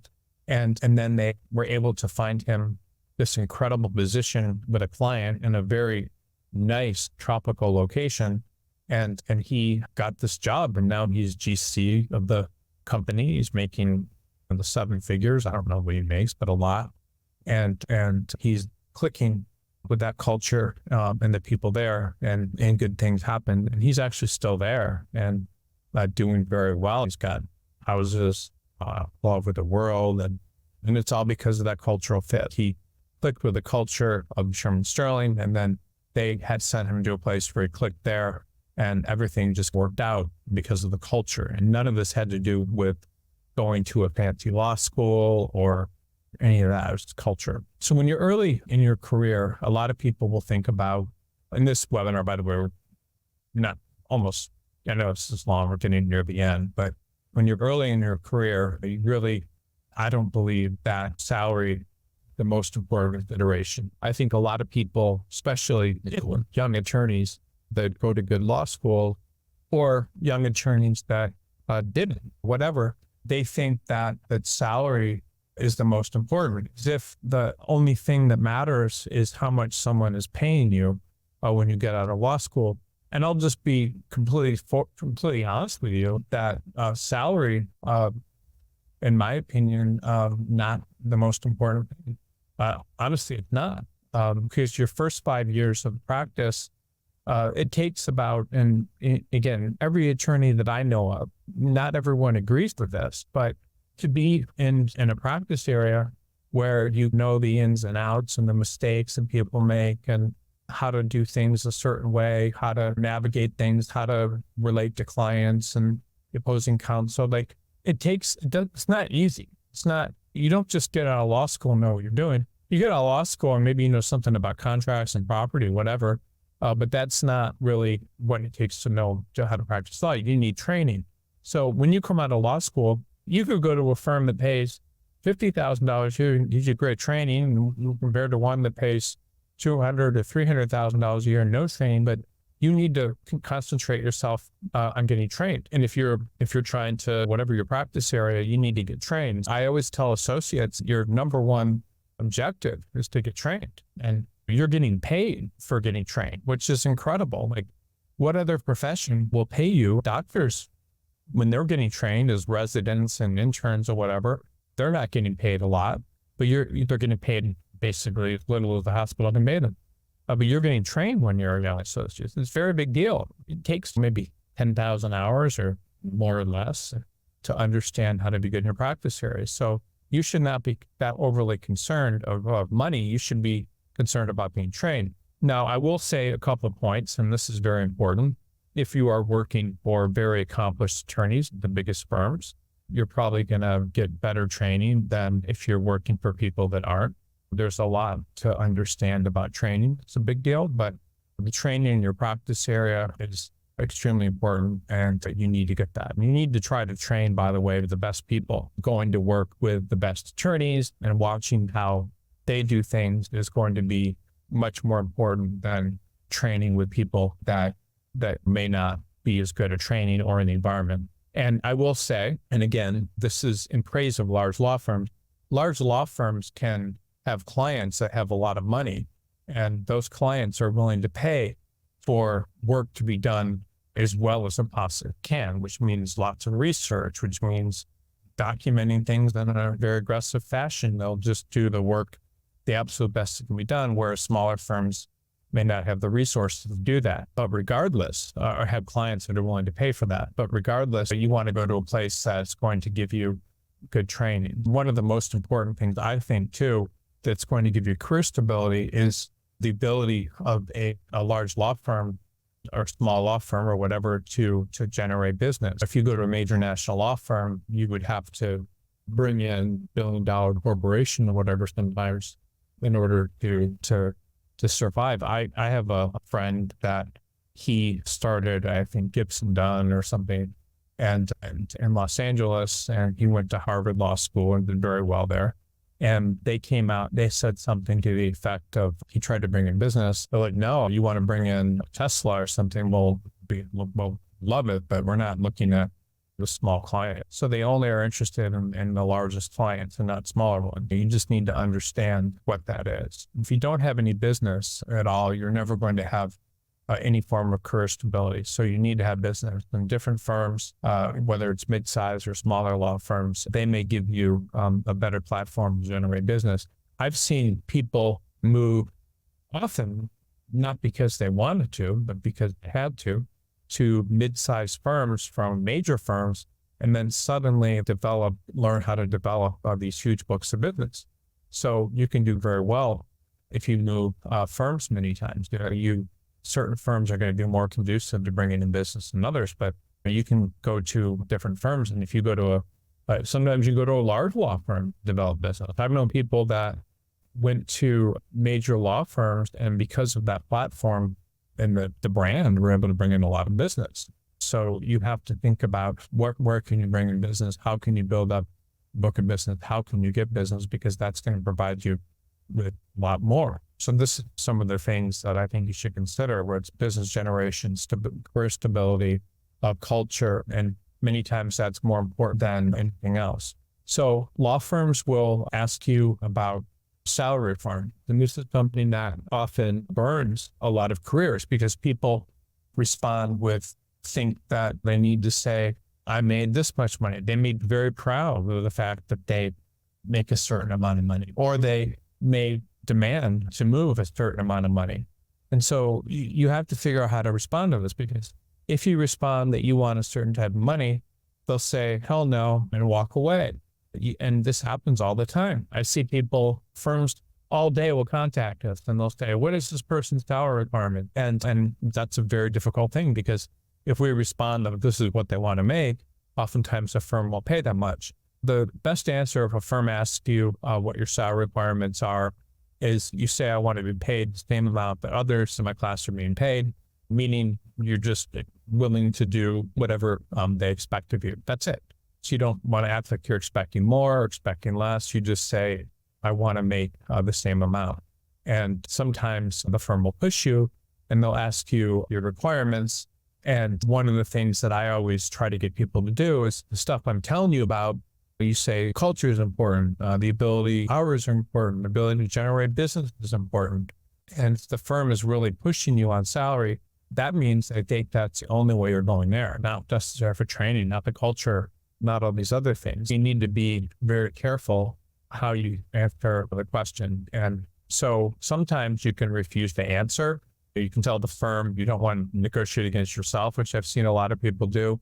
I had one guy that did this and I didn't think it was very smart. He was making very little, like $150,000 a year or something. Now, I'm not saying that's a bad salary, but he was when I say little, he went to a firm that was demanding that they pay him. When they asked him his salary requirements, he said 300 or something. That was stupid, but at first he refused to answer. And then finally he did that. Many times you can share your current salary, so you can tell the firm what you're making now, and that may upset them. You could, depending on the market, so you could be moving from Chicago to a small town or a smaller market in Ohio, and the salary may be a lot lower. So you need to be aware of that, because there may be a lot of other factors. Sometimes you can state your salary expectations, so you can tell the firm what you expect to make. And this can often not go in your favor. You need to share that. And a lot of times when you have requirements, the firm can meet them. And then the next thing is, after you receive an offer, often my opinion is that you don't want to get into any type of salary discussions until you get the offer. So everything the firm wants from you, if you want to work remotely, if you want a certain salary, if you want to work certain hours, whatever your goals are, you try to leave those for the end and until you get an offer. So you try to move things forward when you get the screening interview, and you try to make things forward to an offer. Once you get an offer, it's going to give you the opportunity to negotiate. So that's often, you tell the firm everything that they want to hear when you're trying to get an offer, but then after you get an offer, you start asking questions about the work and how secure the work is, advancement potential, what's happening to people like you after a few years, and all these sorts of questions. And then once you have an offer, you can understand whether or not it's a good place to work. So I do not like money at all.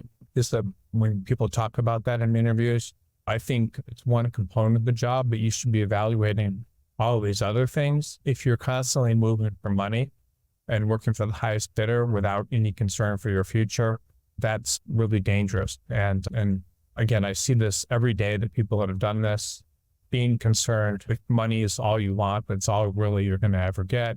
There are a lot of firms, like I said, that have very low pay, and they just pay people as little as they possibly can. I don't think that's a good idea. I was meeting with an HR person in Florida a couple of weeks ago, and they wanted to pay people like $80,000 in the market. They were in Miami, when everyone else in the market was like above 150. So sometimes people are completely unrealistic and will pay you less, and that's not good to have either. And a firm that's just concerned about paying people as little as possible is very dangerous, and you should avoid them, especially if you're not comfortable with the culture and all that sort of thing. So important. Again, almost over this webinar at this point, but you do need to protect yourself from issues when you're working in different places, and consider salaries only one. The amount you're paid, you need to consider all these other factors. Okay, so we'll take a quick break for just 2 or 3 minutes. And then when I come back, this is a live webinar, I will answer as many questions as everyone has. The questions do not have to be necessarily about this topic of salaries, but I think it is a good topic because I think everyone thinks about it. If you want to talk about, if you have questions about salaries, I'll certainly answer those. But more importantly, questions about your career and things that you're wondering about. I think that this particular topic is amazingly very important for you, for a lot of people to get answers to. But again, any questions you have about your career, I'm happy to answer. And I will be back in just one moment. I'm sorry, this presentation was a little long. I try to many times shorter presentations just because those presentations are easier to listen to, shorter presentations, but a particular topic I think is honestly one of the most important things that you can learn about, just because so few people really consider this in their career, whether they're newer associates or partners even, because they don't think about everything else. Definitely here for questions. So a lot of times people just don't think about this topic, and because they don't think about it, they end up really screwing up their career. So if I was you, earlier in my career, what I would do is, let me just share the red screen again. Figure this out. But make sure I share the red screen. One there, and then make sure I'm sharing the red. Here, I'm just trying to figure this out. Make sure I'm sharing the right screen. Sorry. No, I am not sharing the right screen. But, oh, yes, I am. No. Great questions. And I hope everyone has a good understanding. All right. So first question, I've been offered a position in a new firm that promises growth opportunities. However, their initial salary is slightly lower than my current compensation. How can I negotiate a higher starting salary by emphasizing my experience and the value I bring to the firm? Okay, so you can do that, but in most cases, you have to understand the firm promises growth opportunities. You have to ask them. I would ask, for example, sometimes, how does the firm provide work? So, but what does that mean? That means they may have better training.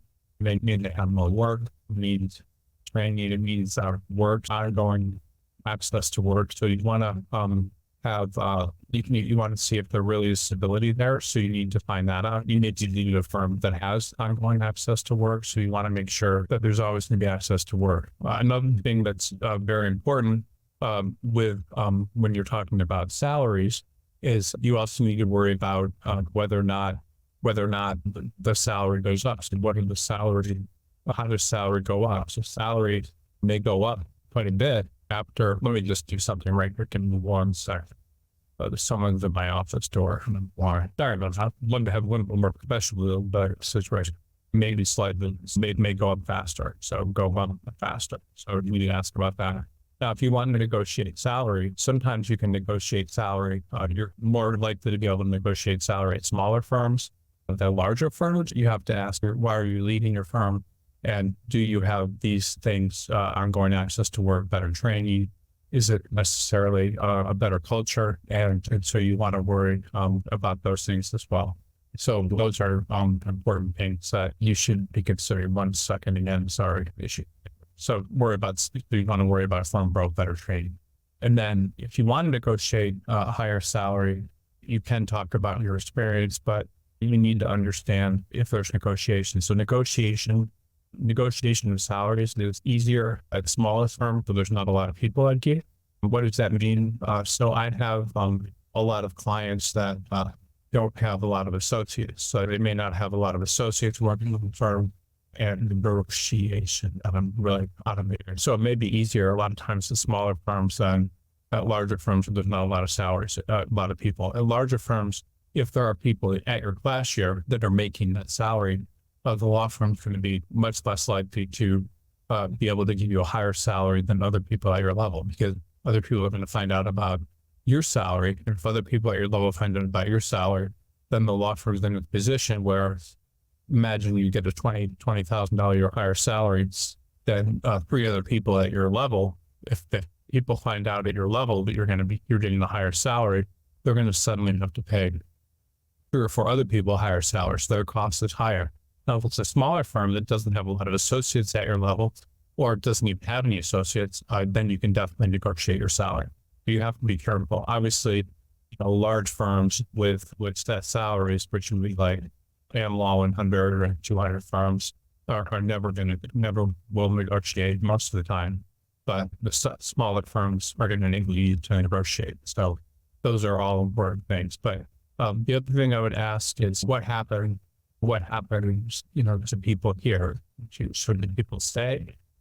People leave? What are there, if there is a lot more growth opportunity, what are some examples of that? So you can ask those questions, and you're always better at asking those questions when you're more senior. I'm sure you're always better asking those questions after the offer. The point, it sounds like you've been offered a position, but a lot of people will try to ask these questions before they get an offer, and you never want to talk about salary prior to getting an offer if you can avoid it. So you need to be very careful, because you can blow potential offers by asking about it earlier. These are good questions, by the way. There's a lot of really good questions today. So thank you, everyone, for asking these questions. And I would encourage people to ask more questions, even if you don't feel like your questions are necessarily relevant, whether it's about salaries or this, because these questions and answers can be very helpful for your career. In my current firm, I received a counter offer after I informed them of a higher offer from a PE firm. How should I navigate the negotiation process to ensure I make the best decision for my career, considering both offers have similar financial packages with different growth opportunities? I'm a mid-level associate with 5 years experience in corporate law The current firm offers a stable client base, but limited partnership opportunities, while the computer firm requires faster career advancement, requires or promises faster career advancement, promises relocation. Okay, so counter offers are dangerous. So counter offers are very dangerous. And I'll tell you the reason why.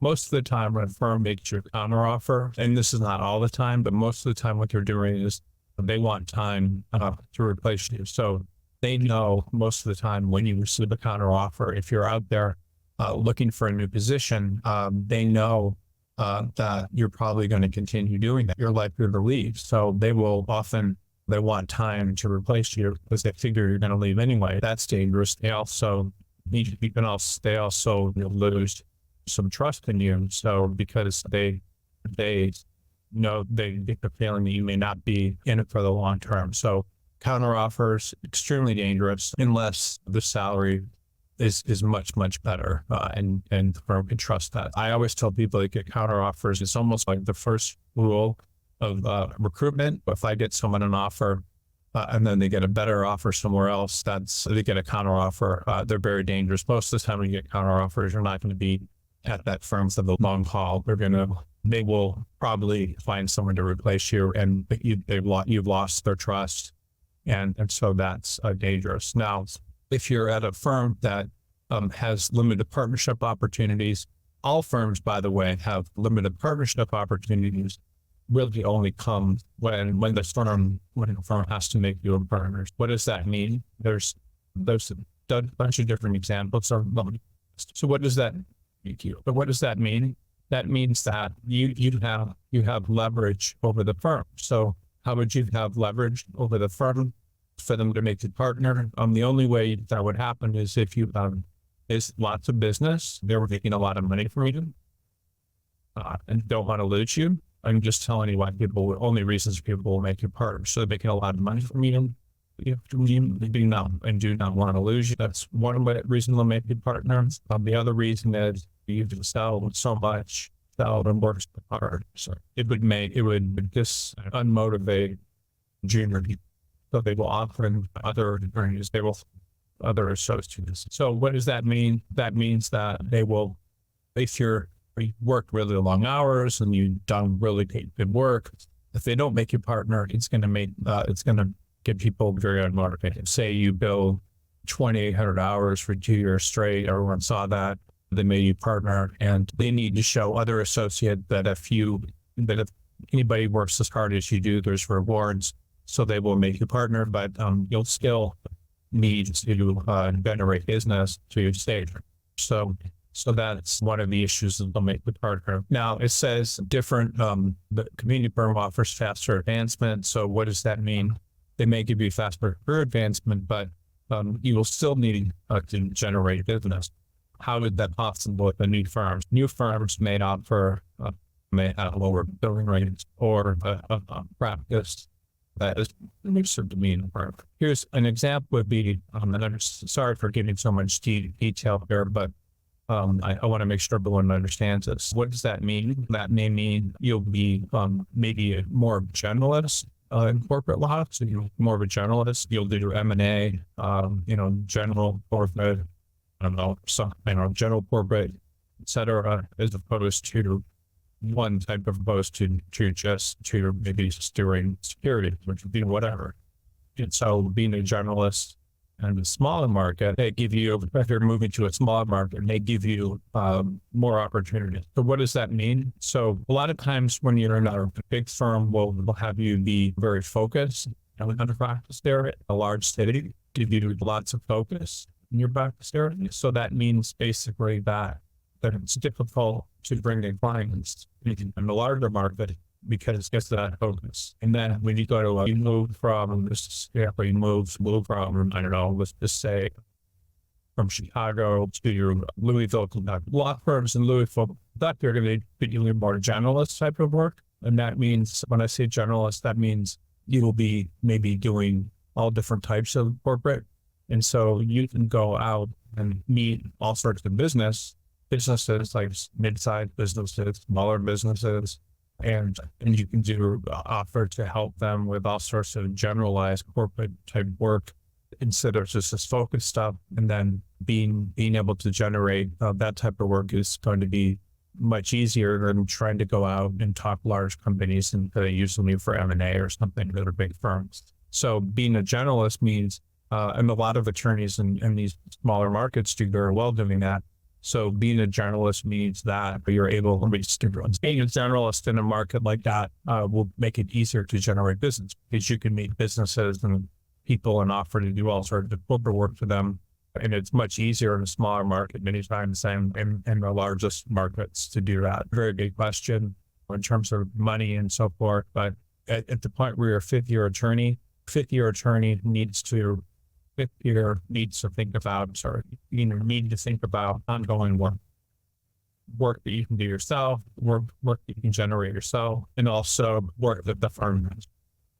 I have this great firm that I'm working with in Fort Wayne, Indiana, and I have no idea what's going on with this firm, but they have more work, like this just incredible amount of work. If you're one of my candidates, by the way, send me an email at Harrison at barristerconsultinggroup.com because I would love to tell you about this firm because they have so much work and so much opportunity. I can't even believe it. It's just a really great firm. So you can sometimes move to smaller markets where they have more work and so much work that you can't even believe it, or it's much easier to bring in clients. And I apologize for giving so much information to everyone. This is a very important topic. Moving to a smaller market can actually, or a market where you're going to be more of a generalist can be very good. So what does that mean? So let's say you're at a big firm in Chicago and maybe you're doing some work where these are literally types of work that corporate attorneys do,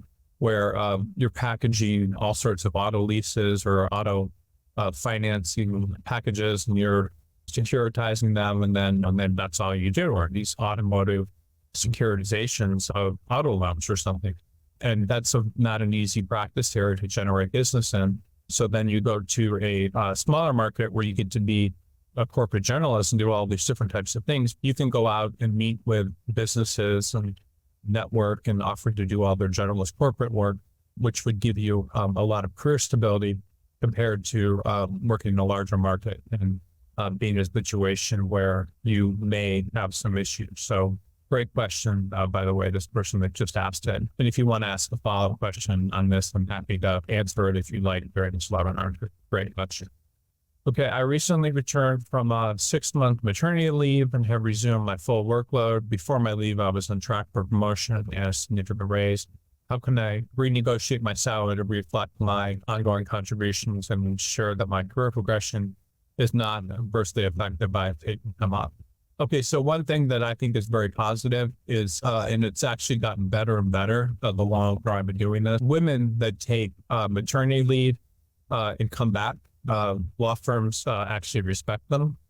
They like them because someone that took maternity leave and comes back obviously has to support a family and a new family. So they have more financial obligations than they might have had before. And because of that, the law firm knows that they're much less likely to leave. So they're going to stick around. So they like that. So taking a maternity leave is actually something that law firms respect. And when you come back, they actually like you more many times than before you left because they know you're going to work hard to support your family. So when you ask about renegotiating your salary and you were on track for promotion, a significant raise, the law firm should not hold that against you. You should come back and basically say, I'm willing to work as hard as I was before this, or I would like to still be considered for, I think I'm still entitled to this raise and a promotion, and you can bring that up with them. And honestly, law firms are afraid of getting sued.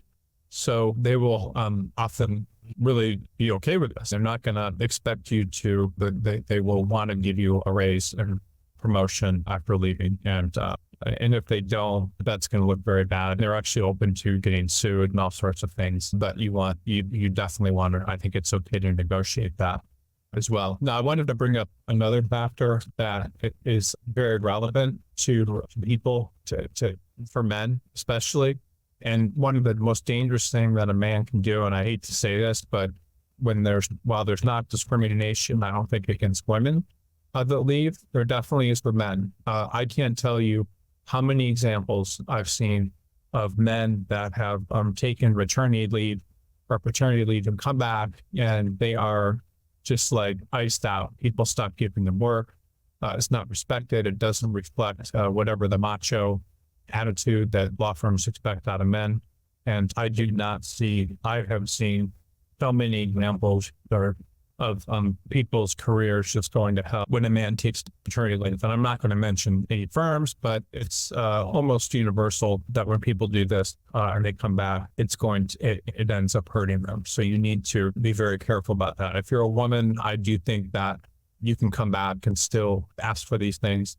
Women that come back and ask for 4 days a week instead of 3, or ask to leave earlier, a couple of days a week. Sometimes some of the law firms are perfectly fine with that. There are so many women in law firms now, and if you screw them over, they will be mad.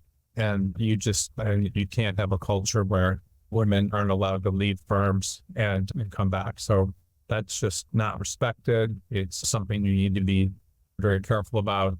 You don't need to worry too much about, I don't think, if you're a woman. I don't really see that being a problem. But yeah, you should be able to negotiate your salary to what it was before you left. Okay, I've discovered that colleagues with similar experience or roles, my current firm, are earning significantly more. I've received an offer from another firm and I'm considering using this leverage in my negotiations. What is the best way to approach my current employer about this pay discrepancy without jeopardizing my position or relationships within the firm?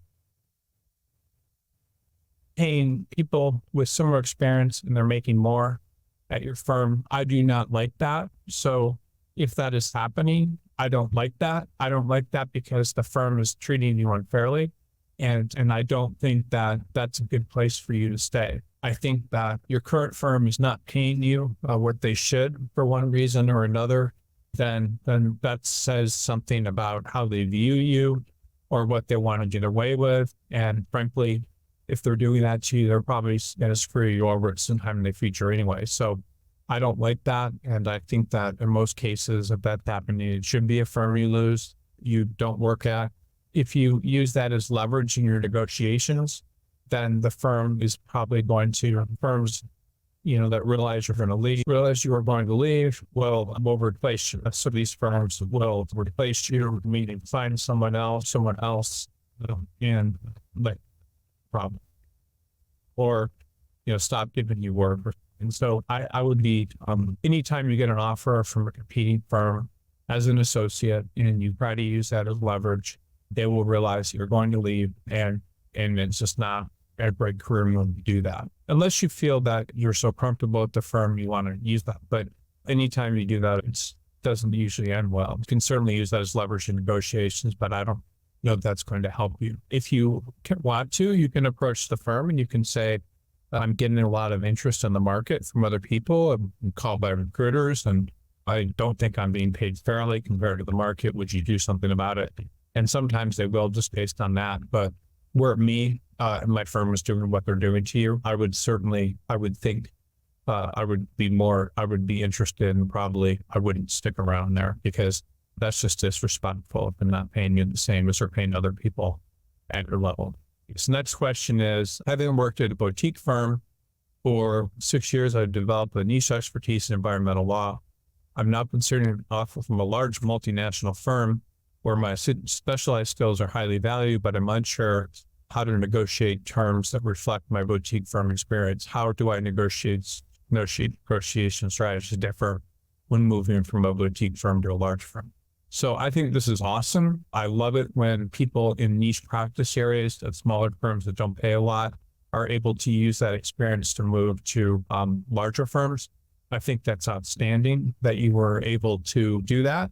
And I don't know if you're moving to a large multinational firm, I believe that your salary will go up a lot. That's good. I think having that experience at a smaller firm and then moving to a larger firm means that your salary is going to go up a lot. So I don't know that you need to negotiate anything because the larger firm will almost automatically be paying you a much higher salary. So that's a very good thing. So I don't know you need negotiation, but you need to So you need to be careful about what are the partnership prospects. When will I have to leave when I get senior? And how does this differ from the boutique firm? What does that mean? So a lot of times, larger firms in environmental law, for example, will likely have much larger clients that could pay a lot more money. So those types of clients are difficult to bring in compared to the smaller firm where they might be able to bring in smaller clients more easily. So that's important. And will you be able to advance that way? And then the other thing is training. So, is the training better at the larger firm compared to the bigger one, the larger one? So you need to understand that. How is the training compared at the larger firm compared to a smaller firm? That's very important. The next thing to understand is how long will you be able to stay at the smaller firm as opposed to the larger firm as long as you can? And will you have a better experience at that firm compared to the larger firm? So the next one is, so that's a good question. So give me 1 second. Okay. So the next question is, let me see. Okay, I've been practicing law for 5 years and have experienced both at larger firms and smaller firms. In my last position at a boutique firm, I was blindsided by sudden layoffs due to financial instability. Now I'm wary of similar issues. I want to ensure my next firm is stable.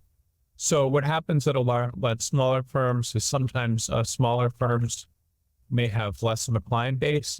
What does that mean? That means that it may be a few clients as opposed to many. So when that happens, you will often lose your job, and that's very important. And this happens a lot of times. I was talking to a guy this morning that had worked in a succession of 4 or 5 firms, and each one he had lost because of financial instability. You need to understand how stable any type with the firm you're in is, at the firm you're at and you're going to is how much work did they have? Is that work likely to continue? The webinar that I talked about today is making sure that you have access to ongoing work. That's it. So you need access to ongoing work. So getting access to ongoing work just means, does the work dry out? How dependent it is? How likely is it that associates and partners will stay employed there over the long term? All those questions you need to be aware of when you go to a new firm. And there are sometimes practice areas that are unstable. There are firms that are unstable. You just don't know, but you need to be very aware of how that is likely to work for you when you join different firms. Okay, so the next question is, in my previous role at a mid-sized firm, my compensation was straightforward and predictable. I'm now looking at an opportunity that offers potential for higher earnings, but with significant risk. The small firm recently offered me a role with a flexible structure based on billable hours and firm performance. Considering the instability often associated with smaller firms, what causes or conditions should I include in my contract to ensure a steady income and protect against any financial downturns? Okay, so this is actually a very common type thing that law firms will often do. They will give you a flexible salary structure based on your bill hours and firm performance. They do that because they want to protect themselves if they don't have enough work. If they give you, they only have 1,000 hours worth of work, you might actually end up making much less because a lot of times they just don't have that work. So they're making you these offers to protect themselves, and you're not getting employment security in the same way you would get security if you were to join a larger firm where you would have that income security. So protecting yourself for income security is important. So how do you protect yourself? So what law firms will do is they'll say, we'll give you this example, we'll give you $250,000 if you bill, I don't know, bill 2,000 hours. And then, but if you bill 1,000 hours, you will get whatever the formula is, you get $125,000. So what do you do when that happens?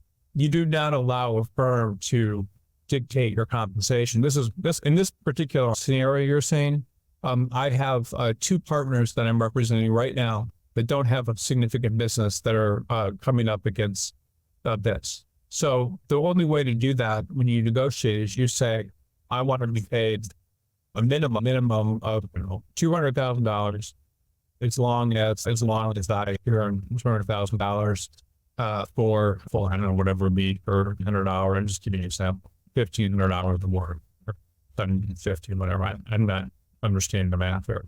So you ask the firm to pay you guaranteed whether or not you have the work, So that's, in my opinion, one of the smartest ways to negotiate that sort of stuff. It will protect you in terms of whether or not, in terms of their compensation. So that's the best way to do it. But I would be concerned about that risk and what do you do? Because at that point, you're dependent upon them giving you work. So you just need to get a sense of how much ongoing work that they have.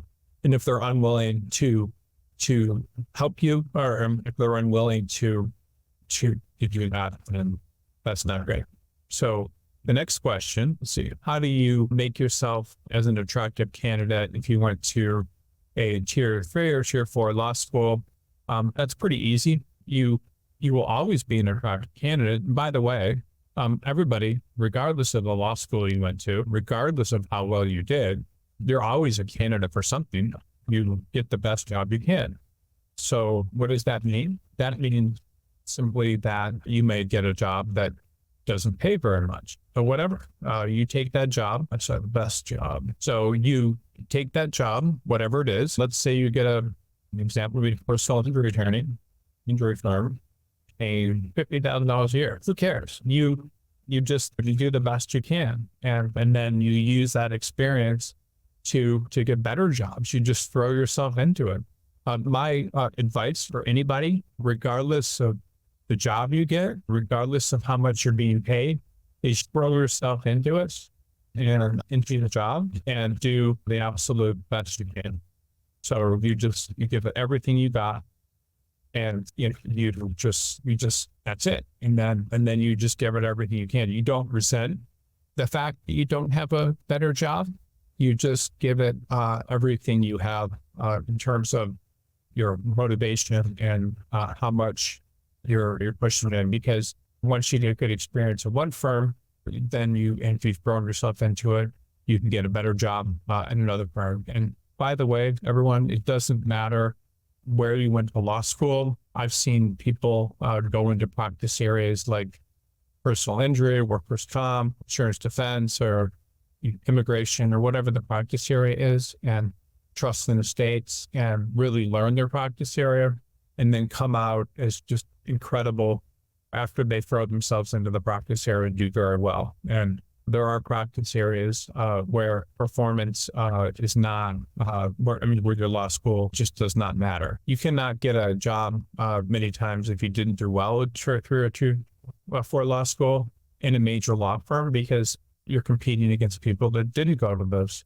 They went to better schools and maybe worked at better firms in the summer. So you should never worry about that. You just need to go into a practice area where you're more likely to do well. Okay, this next question. Do you have any suggestions for getting a position in a practice area that you want to work in, especially the first job, since I feel no one really wants to train? I've worked in a practice area that I don't want to work in, hoping that it would help with transferable skills and be marketable, but I'm not sure it has. Okay, so a good point is your practice area. I don't know what your practice area is, but you're always going to be more marketable in the practice area you're currently doing in terms of practice area that you're not. Again, what does that mean? If you're trying to get a job in a completely different practice area, law firms are often going to be unlikely to want to hire you because you don't have any experience. You have to do something else. So anytime you want to move to a different type of firm, you're going to need to often move down in terms of prestige, in order to do it, or work at a smaller firm, or work in different types of different locations. So what does that mean? So I knew a woman years ago that was a patent attorney and had a great patent background, at a major law firm in Silicon Valley. And she was making a huge amount of money, but she wanted to transfer into environmental law. So she tried, and no one would hire her, despite the fact that she went to University of Michigan Law School and had a physics degree or something from MIT or one of those types of schools. And so no one hires environmental attorneys. So she moved to, for example, environmental, big time permit major. So she ended up moving to a small firm in Sacramento, which is not a place that a lot of people want to live, but Sacramento, nice, doing environmental. I got that job because they took a risk on her because of the quality of her background, and they were willing to hire someone doing a practice area switch as opposed to someone not doing that. And because she had worked at such a good firm, moving to a different practice area means different. Typically, you're going to have someone going to take a risk on you, and there's going to have to be a reason for that as opposed to where you. Okay, next question. The reason why law graduates are salary focused is because the law school, because in law school you assume the work is fungible. So benefits are portrayed as in a way that makes all firms seem alike. It's only the salary that seems distinguishable. Law students tell the difference between high and low numbers. The other factors seem based on how firms market themselves. All firms say they have training, love you, and have promotion options. Yeah, the best thing you can do is, in this case, is ask what happens in most people there. You ask with several years of experience. That's it. So you just ask about that, and you're typically going to be, and you'll have a good understanding of what happens. And yeah, the work is, when you say it's fungible, that's true, and the benefits, but salary is distinguishable, and a lot of people will take jobs at the highest paying firms. Now, I want to be very clear with everyone. High-paying firms for recent graduates are actually not a bad. The reason is because you're going to get better training, and I'm sorry to say all this, it's been a rude, with better attorneys, making smarter, more competitive, and then you're also going to get access to work from bigger clients, which means there's going to be higher quality work is required. What does that mean? That means that when you're working for large companies, when you're working on large clients have in-house counsel, usually from large firms, and that means that people are looking over the work, and you can't mess up. So you cannot miss. In contrast, smaller firms are likely to have people looking over their shoulder, clients and large GCs looking over the shoulder. That means that they can get away with not doing what's going to work. The other thing that's important is that also when you go to work at smaller firms, the clients are smaller and do not have the ability to pay for as much research work. So that just means that they're unlikely to have, their work quality is not as good. So you're always better earlier in your career starting off at a large law firm if you can. It's very helpful. All right. So next question. Let's see. And by the way, if you're logged into Zoom, I'm not going to show your identity or anything like that. So, all right. So I'm a new 2.5-year attorney in California. I'm desperate to leave because they underpay and overwork. They also promised me a pay raise at the 6-month mark, but didn't honor their promise. They also offered, they promised also get a California licensed managing attorney, but that didn't happen either. I don't want to just go to the first firm that makes me an offer, but I'm also 38 and worried I'm not safe for retirement. What advice do you have for me? Let me just see here. Give me 1 second here, by the way. Okay. Yeah. So I would, with this particular firm, if you've only been there for 2.5 years and you're not getting that, it's actually okay for you to leave. I think it's very common for younger associates to younger attorneys to leave after a few years. And it's actually much better to go to move up if you can. But very effective so young attorneys, you can move up. So you can go from one type of firm that may not be camera here. Sorry. You can go from one firm that may not be as prestigious to a better firm. That's actually considered good. Very few people do that. Moving to a better firm, especially as a young attorney, is good. You'll need to be concerned about career stability and so forth when you become a more senior attorney and may not have as much experience So it's actually good to move to better firms. Okay, next question. What are the best options for attorneys with 20 plus years of experience in a particular practice area but have no or minimal portable business? Attorneys that have over 20 years of experience and don't have any portable business, what I recommend and what I usually do with them, I will, most of the time, there is not a lot of firms that have jobs for more senior people. You look online and you look for jobs. There's usually not. Now there are sometimes jobs, but it's very rare. So how do you do it? The first thing is you do a national search.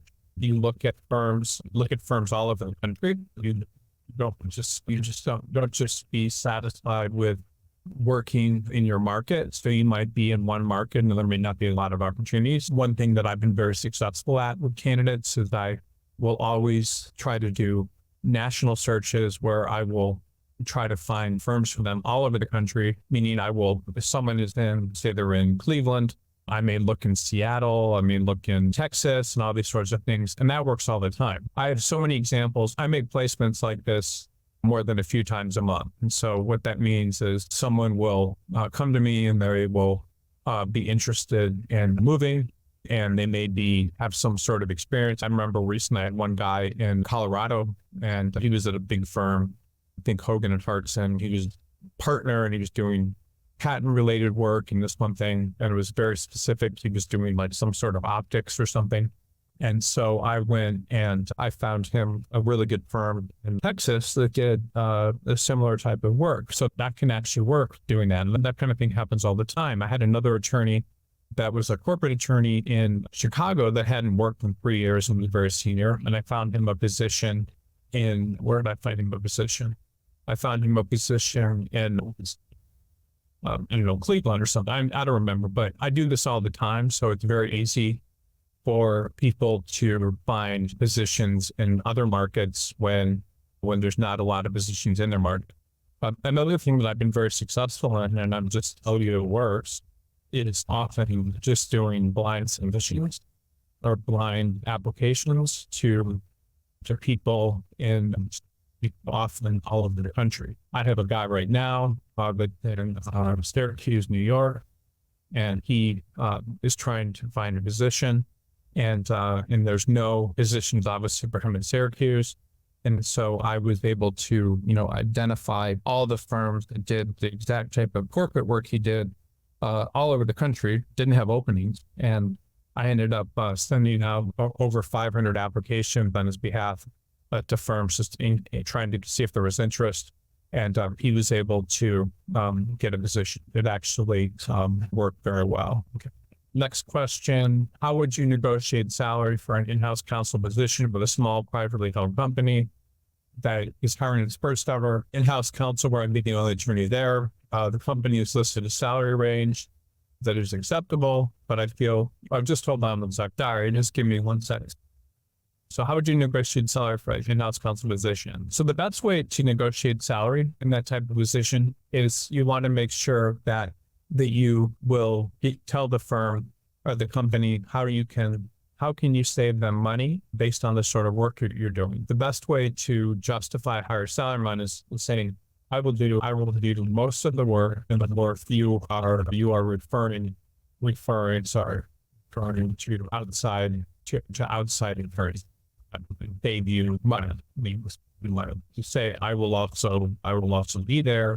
Unlike your outside attorneys, unlike outside attorneys, I will show you, I will be there to give advice each day and protect you from issues and so forth. So a lot of times when you so a lot of times when you're negotiating a job for in-house counsel, you want to show this is the work that I will be able to do, that other people that you're paying other people for, I'll save this much money.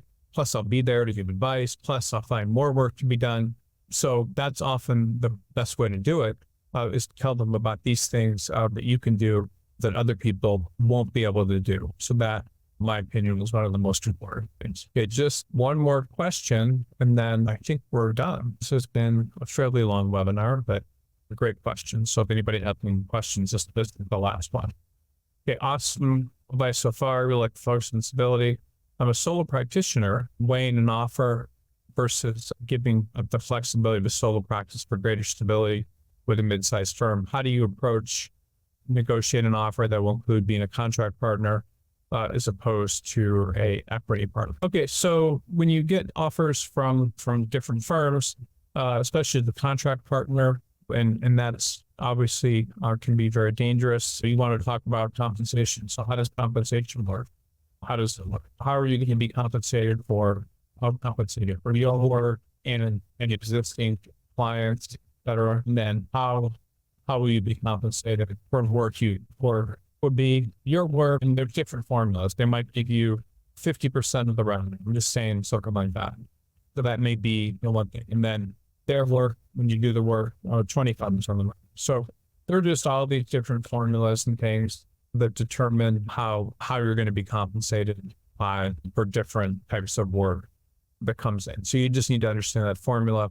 There's all sorts of ways that they will negotiate it. Sometimes they'll say 30%, and then they may say 10, or they may say 70, and they may say 30.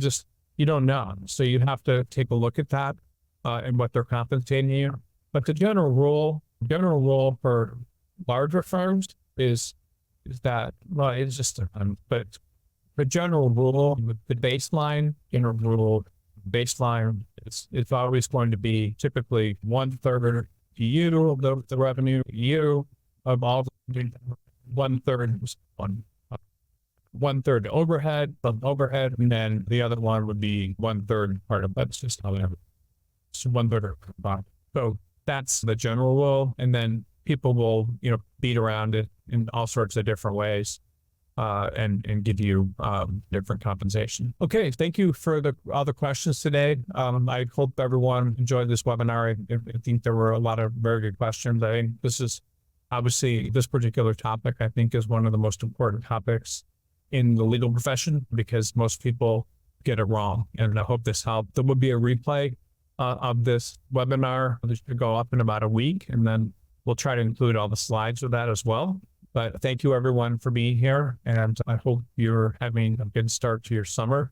It's a great time of year. I love it when it starts getting warm and the sun comes out and go swimming. It's a great time. I hope everyone's having a great summer, and I will be back next week.